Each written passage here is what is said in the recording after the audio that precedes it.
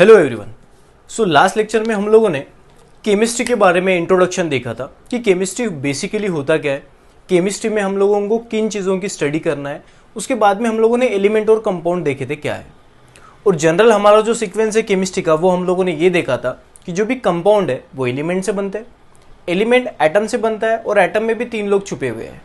ठीक है, अभी ये फ्लो के बारे में हम लोग थोड़ी देर बाद डिस्कस करेंगे।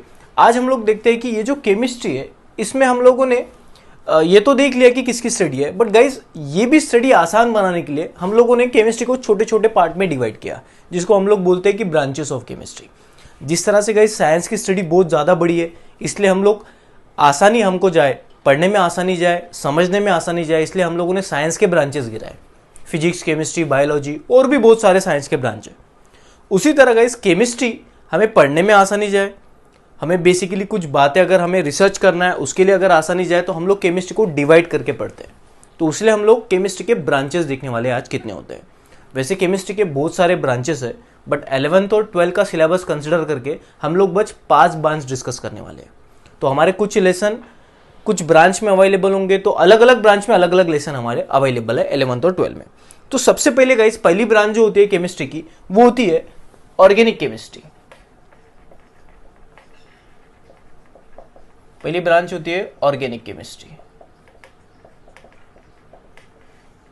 अब देखते हैं हम लोग कि ऑर्गेनिक केमिस्ट्री में हम लोगों को क्या पढ़ना है। अगर हम लोग डेफिनेशन बनाएंगे ऑर्गेनिक केमिस्ट्री का तो सबसे पहले ये पॉइंट आ जाएगा कि भाई ऑर्गेनिक केमिस्ट्री ये तो केमिस्ट्री का ब्रांच है, ये तो बात clear. But guys organic chemistry में हमको पढ़ाई किसका करना है ये हमें जानना है। तो एक नाम हमारा सामने आता है organic compound.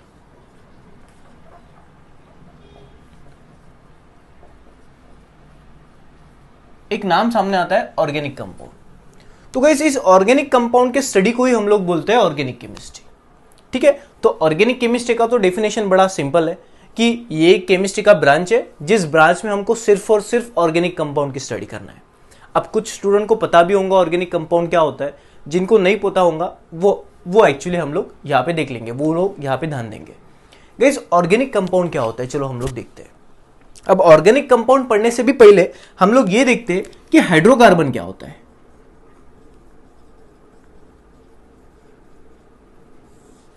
Hydrocarbon guys chemistry में बहुत सारे कंपाउंड अवेलेबल है, बट ऐसे कंपाउंड जिस कंपाउंड में सिर्फ और सिर्फ कार्बन और हाइड्रोजन होगा उस कंपाउंड को हम लोग बोलते हैं हाइड्रोकार्बन। अब हम लोगों ने कंपाउंड का डेफिनेशन लास्ट लेक्चर में ही देखा था। वो डेफिनेशन क्या था कि ऐसा सब्सटेंस जो 2 या 2 से ज्यादा एलिमेंट के कंबाइन कॉम्बिनेशन से बनाओ उसको हम लोग कंपाउंड बोलते हैं। अभी हाइड्रोकार्बन भी एक कंपाउंड ही है, बट ऐसा कंपाउंड जिस कंपाउंड में सिर्फ और सिर्फ हाइड्रोजन और कार्बन होगा उसी कंपाउंड को हम लोग बोलते हैं हाइड्रोकार्बन। अभी हम लोग एग्जांपल के लिए देख लेंगे, मान लो CH4। अभी हमें इसका नाम नहीं पता, मे भी पता होगा मे भी नहीं पता होगा, वो छोड़ दो, ये तो पता है ये कंपाउंड है। और अगर आप देखो इसमें सिर्फ और सिर्फ कार्बन और हाइड्रोजन है तो इस वाले कंपाउंड को मैं हाइड्रोकार्बन बोल दूंगा।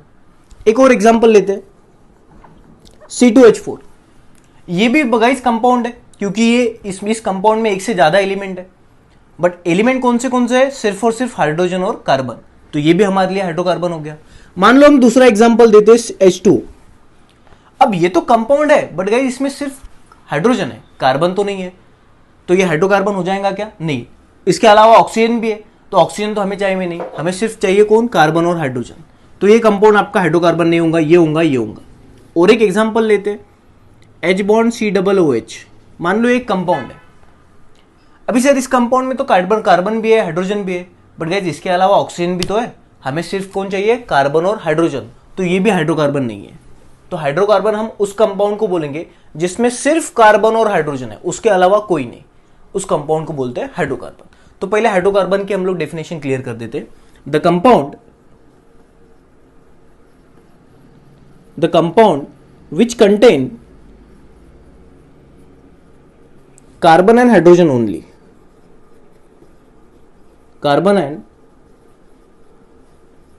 Hydrogen only is called as hydrocarbon. चलो इसका एग्जांपल आ जाएगा CH4, ये एक हाइड्रोकार्बन है। C2H4 ये भी हाइड्रोकार्बन है। मान लो C2H6 ये भी हाइड्रोकार्बन है, बट अगर मैं H2SO4 लिखता हूं तो ये हाइड्रोकार्बन होगा क्या? नहीं, तो ये हाइड्रोकार्बन का एग्जांपल नहीं है। तो हाइड्रोकार्बन कौन से होते हैं गाइस? ऐसे कंपाउंड जिनमें सिर्फ कार्बन और हाइड्रोजन होता है। चलो ये बात सर हमें पता थी या तो फिर अब पता चल गई, फाइन। सर इसका और इसका क्या नाता है? तो गाइस अभी ये आपने हाइड्रोकार्बन तो देख लिया, अभी एक एग्जांपल बताओ, तो वो एग्जांपल जरा ध्यान से सुनिए। मान लो आपके पास मिल्क है, मिल्क आपके घर में जो आता है ना दूध, आपके पास मिल्क है। अभी गाइस इस मिल्क से हम लोग बहुत सारे प्रोडक्ट बनाते हैं, डेयरी प्रोडक्ट बनाते हैं, जैसे कर्ड बनाते हैं, चीज बनाते हैं, बटर बनाते हैं, बहुत सारे मिल्क प्रोडक्ट बनाते हैं। तो मान लो ये जो मिल्क से हम लोग दूसरी चीज बना रहे हैं, मिल्क प्रोडक्ट बना रहे हैं, कर्ड ये वो किस तरह से बनाते हैं? हम लोग क्या करते हैं, अभी हम लोगों को तो वो प्रोसेस देखना नहीं है। हम लोग क्या करेंगे, इस मिल्क में कुछ तो भी ऐड करेंगे, कुछ केमिकल सब्सटेंस ऐड करेंगे और उस केमिकल सब्सटेंस से कोई एक नया प्रोडक्ट बनाएंगे, मान लो कर्ड। ठीक है, अभी इसको तो आप दही बोलते हो, कर्ड बोलते हो, बट मैं केमिस्ट्री की लैंग्वेज में देखो इसको क्या नाम दे दूंगा कि ये जो सब्सटेंस है ये किससे बना है? मिल्क से। तो इस वाले सब्सटेंस को हम लोग बोल देंगे डेरिवेटिव ऑफ मिल्क। क्या बोल देंगे? Derivative of milk. Derivative of milk का मतलब क्या? ये जो सब्सटेंस है ये मिल्क से बना हुआ है, तो ये सब्सटेंस मिल्क से बना, इसलिए हम लोगों ने डेरिवेटिव ऑफ मिल्क बना। मान लो इसमें आप दूसरा कोई केमिकल कंपाउंड डाल देंगे, तो इससे आप लोग कोई और सब्सटेंस बना देंगे, मान लो चीज। अब ये चीज जो सब्सटेंस है ये किससे बना है? मिल्क से। तो इसको भी मैं बोल सकता हूं कि ये मिल्क से बना, तो ये भी डेरिवेटिव ऑफ मिल्क है। तो ऐसे मिल्क के डेरिवेटिव बहुत सारे हैं, मतलब मिल्क से आप बहुत सारी चीजें बना सकते हो। तो मिल्क से आप जो भी बनाओगे उसको आप डेरिवेटिव ऑफ मिल्क बोल देंगे। उसी तरह से हमारे केमिस्ट्री में गाइस, अगर आपके पास हाइड्रोकार्बन है और उस मान लो ये सही है सारे, कोई भी कंपाउंड आपके पास है हाइड्रोकार्बन, उस हाइड्रोकार्बन से अगर आपने लैब में कोई एक नया सब्सटेंस बनाया, मान लो ये कोई तो भी एक एक्स या कोई वाई नाम का नया सब्सटेंस बनाया, बट ये जो सब्सटेंस है ये किससे बने हैं? हाइड्रोकार्बन से। तो हम लोग केमिस्ट्री के लैंग्वेज में इनको क्या बोलेंगे? डेरिवेटिव ऑफ हाइड्रोकार्बन, क्योंकि ये सब्सटेंस किससे बना? हाइड्रोकार्बन से। तो इस वाले सब्सटेंस को हम लोग क्या बोल देंगे? Derivative of hydrocarbon. जो हाइड्रोकार्बन से बनते हैं उनको बोलते हैं डेरिवेटिव ऑफ हाइड्रोकार्बन। तो हमारे पास अभी दो सब्सटेंस आ गए, एक तो हाइड्रोकार्बन या तो फिर हाइड्रोकार्बन से बना हुआ कोई एक सब्सटेंस जिसको हम लोगों ने डेरिवेटिव ऑफ हाइड्रोकार्बन बोल दिया। तो गाइस या तो हाइड्रोकार्बन से बना हुआ कोई भी सब्सटेंस, उन सब्सटेंस को हम लोग बोलते हैं गाइस ऑर्गेनिक कंपाउंड। मतलब ऑर्गेनिक कंपाउंड क्या होते हैं? आइदर हाइड्रोकार्बन और derivative of hydrocarbon is called as organic compound. तो अगर मान लो मैंने बोल दिया कि यार मेरे जेब में ऑर्गेनिक कंपाउंड है, तो आपको फटाक से समझने को आना कि सर के जेब में या तो हाइड्रोकार्बन होगा या तो हाइड्रोकार्बन से बना हुआ कोई सब्सटेंस होगा, क्योंकि सर ने नाम लिया ऑर्गेनिक कंपाउंड। तो ऑर्गेनिक कंपाउंड की डेफिनेशन क्या आती है? आइदर हाइड्रोकार्बन और derivative of hydrocarbon is called as organic compound, is called as organic compound। तो गाइस क्लियर है ऑर्गेनिक कंपाउंड? अभी आप 2 साल में बहुत सारे ऑर्गेनिक कंपाउंड पढ़ने वाले हो, डोंट वरी, एग्जाम्पल लिखने की हमें जरूरत नहीं, क्योंकि हम लोग बहुत सारे ऑर्गेनिक कंपाउंड पढ़ने वाले हैं। अभी फिलहाल बेसिक लेवल पे आप इतना जान लो कि ऑर्गेनिक कंपाउंड होता क्या है। तो देखो गाइस, हम लोगों ने 2 बातें क्लियर की। सबसे पहले हम लोग देख लिया कि ऑर्गेनिक कंपाउंड क्या होते हैं, या तो हाइड्रोकार्बन या तो हाइड्रोकार्बन की डेरिवेटिव। बट सर हाइड्रोकार्बन क्या होते हैं, तो हम लोगों ने पहले ही क्लियर कर दूंगा। चलो, अब ये 2 बातें अगर आपको समझ में आई होंगी तब जाके आपको ऑर्गेनिक केमिस्ट्री समझ में आता है। अभी हम लोग आते हैं इस ब्रांच के पहली ब्रांच के ऊपर कि क्या होता है ऑर्गेनिक केमिस्ट्री। गाइस ये ऐसी केमिस्ट्री की ब्रांच है जिस ब्रांच में आपको सिर्फ और सिर्फ ऑर्गेनिक कंपाउंड की स्टडी करनी है। कौन सी स्टडी? तो 3 चीज़ों की स्टडी करनी है ज़्यादातर। वैसे बहुत सारी हम लोग और भी स्टडी की लेवल बढ़ा देंगे, बट ज़्यादातर हम लोगों को 3 स्टडी करना है। सबसे पहला कि ये जो ऑर्गेनिक कंपाउंड है ये बनता कैसे है, मतलब ये जो ऐसा पेड़ को तो लगा नहीं होगा, हम गए खेत में और पेड़ से उठा लिया हाइड्रोकार्बन, ये तो हमें बनाना पड़ेगा लैब में। तो ये जो कंपाउंड है ये लैब में बनता कैसा है, जिसको हम लोग प्रिपरेशन बोल सकते हैं कि ऑर्गेनिक कंपाउंड प्रिपेयर्ड कैसा होता है। उसके बाद मान लो ये बन तो गया, बट इसका यूज़ क्या है ये भी हमें पता होना चाहिए। नहीं तो मान लो मैंने इस पेन को तो तैयार कर दिया, बट मुझे यही पता नहीं इस पेन का यूज़ क्या है। मैंने मिल्क से दही तो बना लिया, बट मुझे यही पता नहीं कि दही खाने से क्या होता है, उसका यूज़ क्या है। पंखा तो बना दिया, बट हमें यही पता नहीं पंखा का यूज क्या है, तो फिर बनाने का क्या मतलब। तो कोई चीज अगर आप बना रहे हो तो उसका यूज क्या है ये भी आपको पता चाहिए ना, ताकि बनाने के बाद अगर आपको यूज पता होगा तो उस जगह आप उसको यूज कर पाओगे। तो जितना इंपॉर्टेंट प्रिपरेशन है उतना ही इंपॉर्टेंट उसका यूजेस भी है। और तीसरी चीज गाइज उसका properties, chemical physical properties. Chemical physical property में क्या आएगा, इसका टेस्ट कैसा है, ये basically melting point, boiling point, ये सारी चीजें प्रॉपर्टी में आएंगी जो कि हम लोग डिस्कस करेंगे, डोंट वरी। तो what is organic chemistry? Sir organic chemistry में ऑर्गेनिक कंपाउंड का प्रिपरेशन, उसका यूज और उसके प्रॉपर्टी का स्टडी होता है, उसी को हम लोग बोलते हैं ऑर्गेनिक केमिस्ट्री। Clear guys? तो हम लोग डेफिनेशन लिख डालेंगे ऑर्गेनिक केमिस्ट्री का। So it is a branch of chemistry which deals with the study of किसका स्टडी है? तीन चीजों का, प्रिपरेशन, प्रॉपर्टी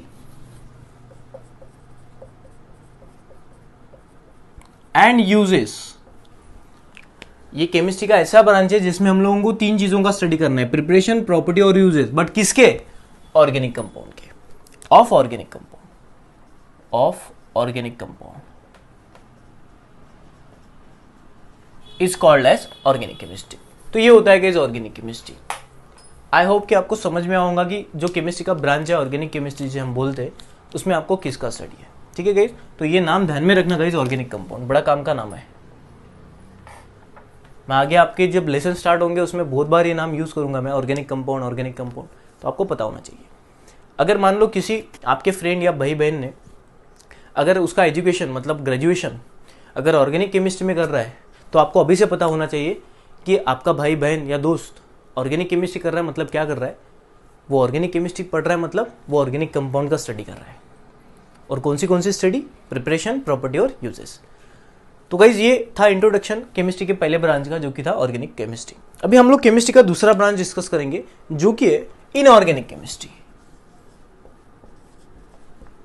इनऑर्गेनिक केमिस्ट्री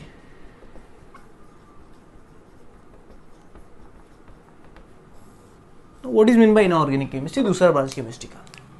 अभी इनऑर्गेनिक केमिस्ट्री पढ़ने के लिए हमको एक नाम और पढ़ना पड़ेगा, इनऑर्गेनिक कंपाउंड।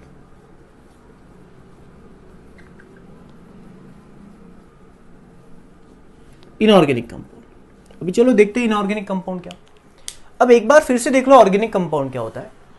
हाइड्रोकार्बन या तो हाइड्रोकार्बन का डेरिवेटिव, उसको बोलते हैं ऑर्गेनिक कंपाउंड। बट गाइज अगर कोई सब्सटेंस हाइड्रोकार्बन भी नहीं होगा और हाइड्रोकार्बन से बना भी नहीं होगा, मान लो शुगर। अब शुगर ना तो मिल्क है ना तो मिल्क से बनी हुई है, बात समझ में आ रही है? उसी तरह हमारे लैब में, हमारे केमिस्ट्री की स्टडी में ऐसे बहुत सारे कंपाउंड है जो कि ना तो हाइड्रोकार्बन है ना तो वो हाइड्रोकार्बन से बने हुए हैं। तो उन सारे कंपाउंड को हम लोग आज से नाम दे देंगे इनऑर्गेनिक कंपाउंड। आपको बात समझ में आ रही है?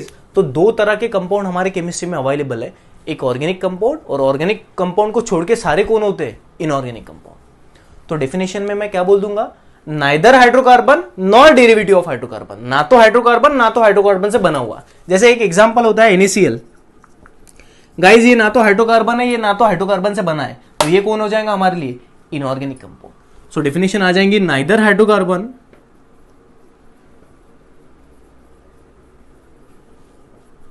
Nor derivative of hydrocarbon,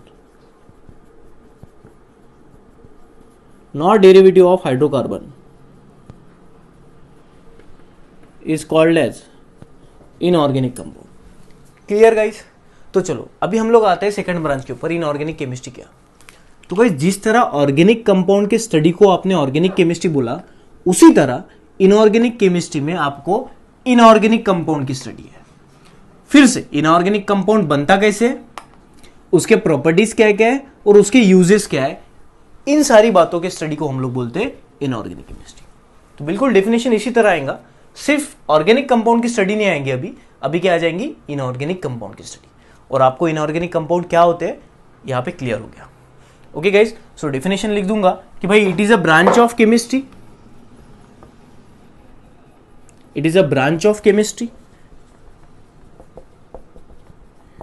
which deals with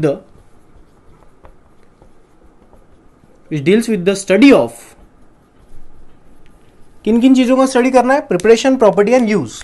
study of preparation, properties and uses of किसके? Inorganic compound.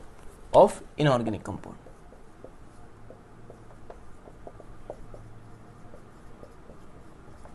Is called as inorganic chemistry. तो आसान भाषा में अगर बोलना है तो ऑर्गेनिक केमिस्ट्री ऑर्गेनिक कंपाउंड की स्टडी है और इनऑर्गेनिक केमिस्ट्री इनऑर्गेनिक कंपाउंड की स्टडी है. ठीक है गाइस, सो ये दोनों बातें क्लियर हो गई. चलो हम लोग आगे बढ़ते हैं. ये सारी बातें आप नोट डाउन करते जाओ. पहले पूरा लेक्चर देख लो. ये सारे वीडियोस गाइस आप ही के पास रहने वाले हैं. मैं वीडियो निकालूंगा नहीं. चाहे आप हमारे ट्यूशन में ज्वाइन हो, चाहे आप हमारे ट्यूशन में ज्वाइन ना हो, हम आपके लिए जितने बेसिक कंसेप्ट प्रोवाइड कर सकते हैं वो सारे बेसिक कंसेप्ट हम लोग प्रोवाइड कर देंगे. नहीं तो गाइस आपका मान लो पूरा 12th हो गया और आपको ऑर्गेनिक केमिस्ट्री का ही मतलब पता नहीं, तो सिर्फ मार्क लेके कोई मतलब नहीं होगा. आप मार्क लेके ज़्यादा से ज़्यादा अच्छे कॉलेज में एडमिशन ले पाओगे, बट उसके बाद जो आपके जॉब होते हैं, उसके बाद में जो भी आपकी एक्टिविटीज़ होती है, जो भी आपका करियर होता है, वो सारा का सारा गाइस आपके नॉलेज के ऊपर ही डिपेंड है. ऐसा नहीं है किसी के मार्क देख के उसको जॉब बिल्कुल ही नहीं दिया जाता. उसका परफॉर्मेंस, उसका नॉलेज देख के, उसका प्रैक्टिकल नॉलेज कितना है, उसको किसी बात की कितनी गहराई तक वो जा सकता है, ये सारी बातें देख के ही आपको आगे जॉब मिलता है guys. So I recommend you कि आप बिल्कुल मार्क तो लाइए अच्छे, वो तो ज़रूरी है, बट उसके साथ गाइस इंपॉर्टेंट है कि आपके सारे कंसेप्ट क्लियर होना चाहिए. अगर आपको 90% मिल रहे 12th में, आप JEE नीट एग्ज़ाम जैसे जो भी आप एग्ज़ाम देते हो उसमें अच्छे स्कोर कर पा रहे हो, बट फिर भी आपको बेसिक सी बातें पता नहीं, तो उस मार्क का कोई मतलब नहीं है गाइस. वो बिल्कुल मतलब कोई मतलब नहीं उस मार्क्स का. तो आप सारी बातें समझ लीजिए, ऐसा मैं बोलता हूँ. चलिए, तो ये बातें मैं मिटा देता हूँ. अभी हम लोग थर्ड ब्रांच की तरफ चले जाएंगे. देखिए क्या है. तो केमिस्ट्री का गाइस थर्ड जो ब्रांच है, वो थर्ड ब्रांच है बायोकेमिस्ट्री.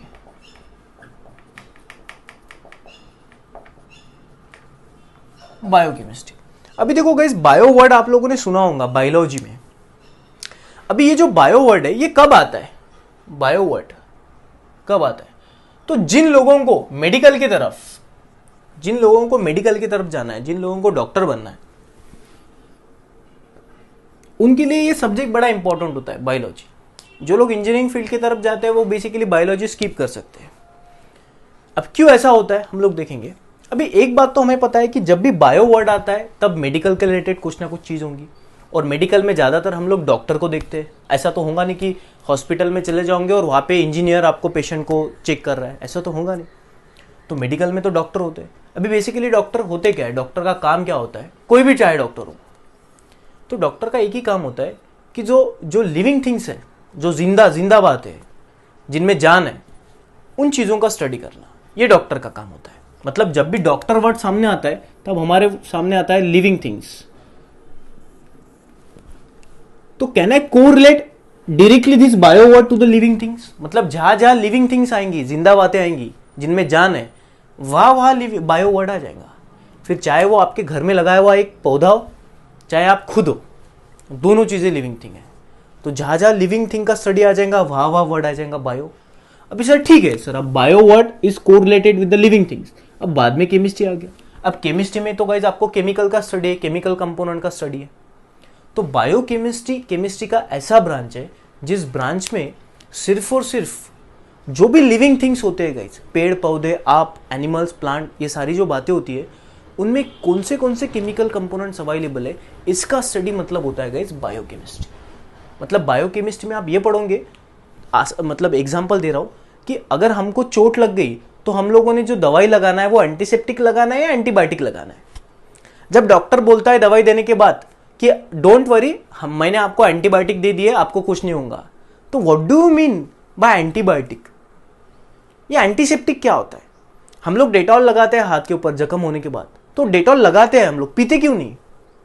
फिनाइल से हम लोग घर साफ करते हैं ताकि छोटे मोटे बैक्टीरिया मर जाए, बट हमारे अगर पेट में बैक्टीरिया है तो हम लोग फिनाइल पीते क्यों नहीं? तो ये तो सारी बातें पता होना ना यार, as a student point of view. तो आप लोगों को पता चल जाएंगे, डोंट वरी. उसके लिए हम लोग बायोकेमिस्ट्री पढ़ने वाले, क्योंकि फिनाइल में ऐसा क्या है जो हम लोग पीने से वो हमारा नुकसान कर सकता है। जैसे आप लोग घर में मॉर्टिन लगाते हो, मॉर्टिन मच्छरों को मारता है, मच्छरों के लिए वो पॉइजनस है, फिर उससे आपके लिए आपके ऊपर कुछ नहीं क्यों इफेक्ट हो रहा है, क्योंकि वो मच्छर को मार रहा है तो आपके लिए भी हानिकारक हो सकता है। तो आपके ये लेवल पे आपको इस सारी बातों का बिल्कुल ही पता नहीं। बट हम लोग बायोकेमिस्ट्री में ये देखने वाले कि जो भी लिविंग थिंग्स होते हैं उन लिविंग थिंग्स में कौन से केमिकल कंपोनेंट अवेलेबल है, उसका छोटा मोटा स्टडी होता है गाइस बायोकेमिस्ट्री में। आई बात समझ में? सो ऑफकोर्स केमिस्ट्री वर्ड आएगा तो केमिकल कंपोनेंट तो आ ही जाएंगे। सो बायोकेमिस्ट्री एक केमिस्ट्री का ऐसा ब्रांच है जिसमें केमिकल कंपोनेंट का स्टडी है, बट वो केमिकल कंपोनेंट किस में प्रेजेंट होने चाहिए? लिविंग थिंग्स में। सो डेफिनेशन आ जाएगा, it is a branch of chemistry, ये मिटा देता हूं, it is a branch of chemistry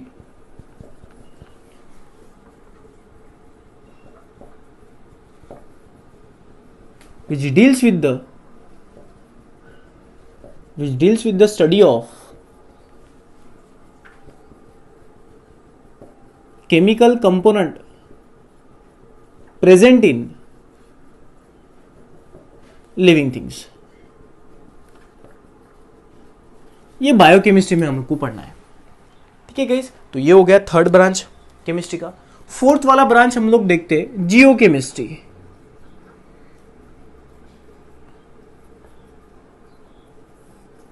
अभी जैसे बायोकेमिस्ट्री था वैसे ही जियोकेमिस्ट्री है, बट आप बायो वर्ड लिविंग थिंग के लिए यूज करते हो, मेडिकल में यूज करते हो, उसी तरह का इस जियो वर्ड आप कहाँ यूज करते हो?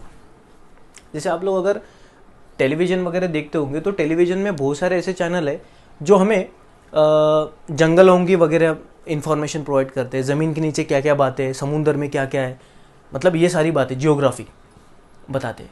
तो गाइस ये जो जियो वर्ड है ना, ये जियो वर्ड क्या क्या क्या कहता है? देखो, ये मान लो आपका अर्थ है जिसके ऊपर आप रह रहे हो।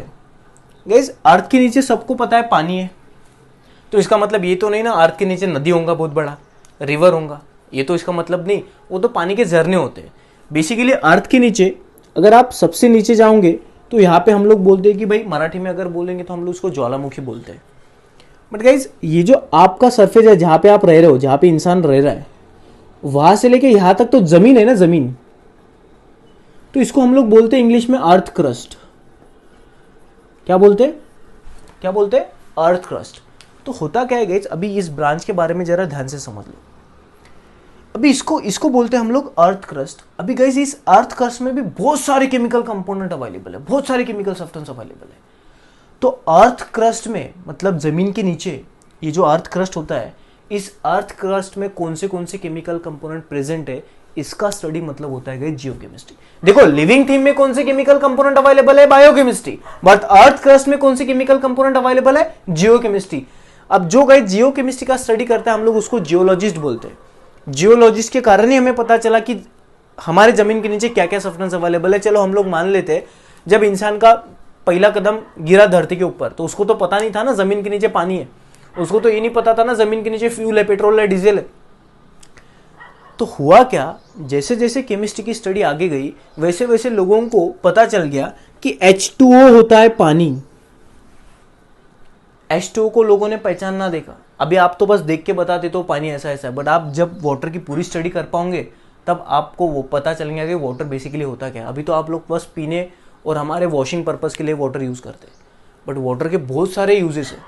एनीवे, तो मान लो जो जियोलॉजिस्ट था, मतलब जो इस ब्रांच में स्टडी कर रहा है, उसने क्या किया, इंडिया के जमीन के नीचे चला गया, अर्थ क्रस्ट में चला गया, तो उसको दिखा H2, तो उसने बोल दिया कि भाई इंडिया के जमीन के नीचे पानी अवेलेबल है। समझ में आया? वही वो दुबई, मान लो आपने सुना होगा दुबई चला गया, दुबई में उसने थोड़ा खोदा, दुबई के जमीन में मतलब अर्थ क्रस्ट में उसने फ्यूल के मॉलिक्यूल देखे, पेट्रोल जैसे कुछ सब्सटेंस देखे, तो उसने बोल दिया कि भाई दुबई के जमीन के नीचे पानी नहीं पेट्रोल है। तो गाइज अगर आप अर्थ क्रस्ट में क्या क्या केमिकल कंपोनेंट प्रेजेंट है उसकी स्टडी करोगे तो आपको पता चल जाएंगे कि हमारे अर्थ क्रस्ट में क्या क्या सब्सटेंस अवेलेबल है। तो जो भी जियो केमिस्ट्री करते हैं वो लोग बस जमीन के नीचे उनकी दुनिया है, बस अर्थ क्रस्ट में क्या क्या केमिकल कंपोनेंट अवेलेबल उनकी स्टडी करते रहते हैं। अब हमारा अर्थ तो बहुत बड़ा है ना, तो ऑफकोर्स ये स्टडी भी बहुत बड़ी होंगी। समझ में रहा है गाइस? हमारे जो मेटल्स होते हैं, जैसे हम लोग घर बांधते हैं तो हम लोग मेटल लगाते हैं घर में, बहुत सारी मेटल की चीज़ें आपके अगल बगल में। तो गाइस मेटल आता कहाँ से? कभी आपने सोचा कि किसी पेड़ को लगता है मेटल? नहीं, मेटल किधर होता है? ज़मीन के अंदर। सोना भी ज़मीन के अंदर होता है, जिसको आप गोल्ड बोलते हो। मेटल, सिल्वर, आपके जितने भी मतलब महंगे महंगे मेटल है या फिर सस्ते मेटल है, जैसे आप इलेक्ट्रिसिटी देखते हो तो आपके घर में वायर होता है। वायर, आप बटन दबाते हो, स्विच दबाते हो तो आपका पंखा कैसे चालू होता है? आपके बटन में से बेसिकली इलेक्ट्रिसिटी गया, करंट गया। करंट किस में से गया? वायर में से। वायर किसका होता है? मेटल का होता है, कॉपर या तो एल्यूमिनियम। तो कॉपर एल्यूमिनियम कहाँ पे आते हैं? जमीन के नीचे। तो कैसे पता चला जमीन के नीचे है? ये लोग है ना हमारे पास जियोलॉजिस्ट, ये लोग क्या करते हैं? ये जमीन के नीचे का स्टडी कर रहे हैं। तो जमीन के नीचे मतलब अर्थ क्रस्ट में कौन से केमिकल कंपोनेंट प्रेजेंट है, उसका स्टडी मतलब जियोकेमिस्ट्री। तो अगर आपके कॉलोनी में, सोसाइटी में अगर कोई बच्चा जियोलॉजिस्ट बन रहा है तो आप लोगों को पता चलना चाहिए कि भाई ये बच्चा कर क्या रहा है, ये जमीन के ऊपर घूम रहा है या जमीन के नीचे घूम रहा है। कोई अगर बायोकेमिस्ट्री मतलब बायोलॉजिस्ट होता है तो आपको पता चल जाना चाहिए कि भाई ये तो जिंदा आदमी की स्टडी कर रहा है, जिंदा लोगों की स्टडी कर रहा है। प्लांट एनिमल में कौन से केमिकल कंपोनेंट अवेलेबल है, इसका नॉलेज होगा। ये चीजें आपको पता होना चाहिए गाइस। तो नाम सामने आते ही आपको समझ लेना चाहिए। नहीं तो किसी ने बोल दिया कि यार आपका फ्रेंड जियोलॉजिस्ट बन गया, तो आप क्या बनना चाहते हो? तो आपको पता ही नहीं जियोलॉजिस्ट क्या होता है। तो अगर आपको पता ही नहीं जियोलॉजिस्ट क्या होता है तो आपको मतलब जैसे हम लोग पूछते हैं ना कि भाई क्या करना है, भाई तुझे इंजीनियर बनना है, डॉक्टर बनना है, क्या बनना है, एग्रीकल्चर फील्ड में जाना है, बैंक में जॉब करना है। तो अगर हम लोगों को ये चीज़ों के बारे में कुछ आइडिया ही नहीं होंगी तो हम लोग कैसा डिसाइड कर पाएंगे कि हमको डॉक्टर बनना है या इंजीनियर बनना है? तो ये देखो, तो फिर अगर मान लो किसी बच्चे को इंटरेस्ट आ गया कि सर मुझे ज़मीन के नीचे क्या क्या होता है, उसमें बड़ी क्यूरियोसिटी है, तो उस बच्चे ने अपना जो करियर का जो पाथ है वो किस डायरेक्शन में डिसाइड करना चाहिए? जियोलॉजी की दुनिया में जियोलॉजिस्ट बनना चाहिए उस बच्चे ने। किसी बच्चों को अगर इसमें इंटरेस्ट आ रहा है तो उसने मेडिकल की तरफ जाना चाहिए। किसी बच्चों को अगर ऑर्गेनिक कंपाउंड में बहुत इंटरेस्ट आ रहा है, इनऑर्गेनिक कंपाउंड में बहुत इंटरेस्ट आ रहा है, तो वो ये फील्ड चुन लेना चाहिए अगर केमिस्ट्री की फील्ड में आगे बढ़ रहे हो तो। ठीक है गाइस, तो चलिए जियो केमिस्ट्री का डेफिनेशन बोल देते हैं। It is a branch of chemistry, no doubt ये केमिस्ट्री का ही ब्रांच है, which deals with the study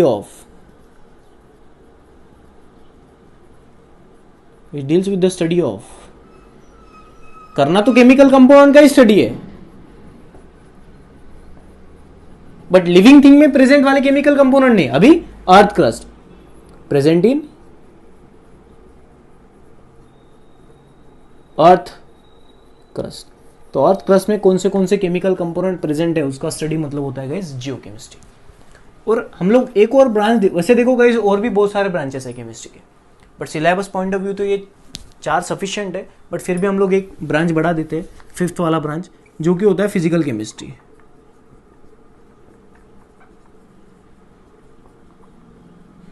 और भी है, एनालिटिकल केमिस्ट्री भी है।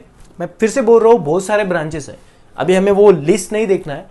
ज़्यादातर हमारे लेसन 11-12 के इन सारे ब्रांचों में आ जाएंगे, फिर भी हम लोग एक और ब्रांच देख लेंगे फिजिकल केमिस्ट्री। फिजिकल केमिस्ट्री में क्या होता है गाइस, जो मैटर होता है ना, मैटर या मटेरियल बोलो या मैटर बोलो, उसका बिहेवियर स्टडी करते हैं हम लोग फिजिकल केमिस्ट्री में। अभी सर बिहेवियर का मतलब क्या? जैसे मान लो गाइस सॉलिड बहुत सारे सब्सटेंस होते हैं, जैसे मान लो आपका रबर, इरेजर, वो भी एक सॉलिड है, और ये वाला सब्सटेंस ये भी सॉलिड है, और मेटल वो भी सॉलिड है, बट तीनों सॉलिड है, बट तीनों में फ़र्क है। कोई चीज़ हार्ड है, कोई चीज़ सॉफ्ट है। सर ये ऐसा क्यों? सर लोहे का टुकड़ा हार्ड है, रबर तो फ्लेक्सिबल है, सर ऐसा क्यों? इसके पीछे का रीज़न गाइज आपको इस वाले ब्रांच में मिल जाता है। हम लोग माइक्रोस्कोपिक लेवल पे चले जाते हैं और सॉलिड्स की स्टडी करते हैं, इनफैक्ट मैटर की स्टडी करते हैं। तो जो मैटर का बिहेवियर होता है ना गाइज, उस मैटर के बिहेवियर की स्टडी हम लोग इस वाले ब्रांच में करते हैं, फिजिकल केमिस्ट्री। जैसे हम लोगों ने लास्ट लेक्चर में देखा था कि डायमंड भी कार्बन से बना है और ग्राफाइट भी कार्बन से बना है, दोनों कार्बन से बने, प्योर कार्बन है। तो डायमंड और ग्राफाइट में इतना फर्क कैसे क्या? तो इस मैटर का जब हम लोग बिहेवियर स्टडी करते हैं, स्ट्रक्चर स्टडी करते हैं, तब हमें पता चलता है कि डायमंड और ग्राफाइट में क्या फर्क है, क्या ऐसी चीजें जो डायमंड को ग्राफाइट से बहुत अलग करती है। तो वो जो मैटर के बिहेवियर होते हैं गाइस, उसको हम लोग फिजिकल केमिस्ट्री में पढ़ते हैं। सो ये भी केमिस्ट्री का ब्रांच है जिसमें हम लोगों को मैटर के बिहेवियर के बारे में स्टडी करना है। So it is a branch of chemistry, it is a branch of chemistry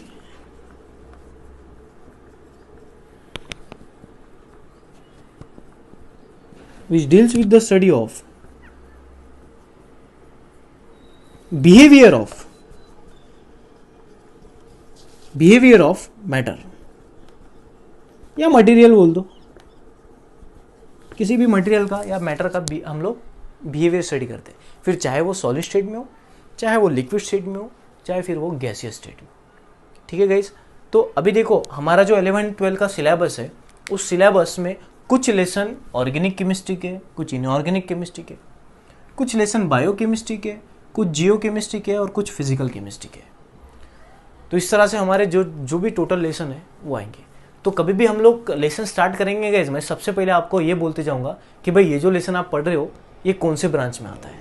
मान लो अगर सबसे पहला मैंने ले लिया, मान लो एक लेसन है हैलोजन डेरिवेटिव ऑफ अल्केन, आपका लेसन है 12 का, तो मैंने अगर बोल दिया कि भाई हैलोजन डेरिवेटिव ऑफ अल्केन ये ऑर्गेनिक केमिस्ट्री के ब्रांच में आता है, तो आप लोगों को फटाक से समझ में आना चाहिए कि भाई हैलोजन डेरिवेटिव ऑफ अल्केन में हम लोग ऑर्गेनिक कंपाउंड का स्टडी करेंगे। ऑर्गेनिक कंपाउंड क्या होता है, हाइड्रोकार्बन या तो फिर डेरिवेटिव ऑफ हाइड्रोकार्बन, बस उसकी दुनिया में हम लोग चले जाएंगे। बात समझ में आ रही है? अगर मान लो मैं बायोमोलिक्यूल आपको पढ़ा रहा हूँ, तो बायोमोलिक्यूल ये जो लेसन है वो बायोकेमिस्ट्री में आता है, तो आपको फटाक से लिंक लग जाना चाहिए, अच्छा सर बायोमोलिक्यूल पढ़ा रहे मतलब लिविंग थिंग में कौन से केमिकल कंपोनेंट होते हैं, इसका स्टडी हमें करना है। बात समझ में आ रही है? मैं सॉलिड स्टेट अगर आपको पढ़ाऊंगा, सॉलिड स्टेट लेसन, तो वो फिजिकल केमिस्ट्री में आता है। एक्सट्रैक्शन ऑफ एलिमेंट अगर पढ़ाऊंगा तो वो जियो, आपको ऊपर से बता दिया मैंने। तो इनफैक्ट आपको ये ब्रांचेस ओवरऑल याद रहना चाहिए। अभी देखो ये सवाल को एग्जाम में कोई आता नहीं कि right the branches of chemistry, ये सवाल को अभी आपको 12th में पूछा नहीं जाता, बट आपको पता होना चाहिए ताकि आगे के रास्ते ऑटोमेटिक क्लियर होते जाएंगे। सो आई होप गाइस आज के लेक्चर में जो भी मैंने ब्रांचेस आपको पढ़ाए वो आपके पूरी तरह से समझ में होंगे। अगर फिर भी कोई डाउट है छोटा मोटा तो you can ask me on comment box, या तो फिर आप मुझे डायरेक्टली फ़ोन करके पूछ सकते हो। Thank you so much.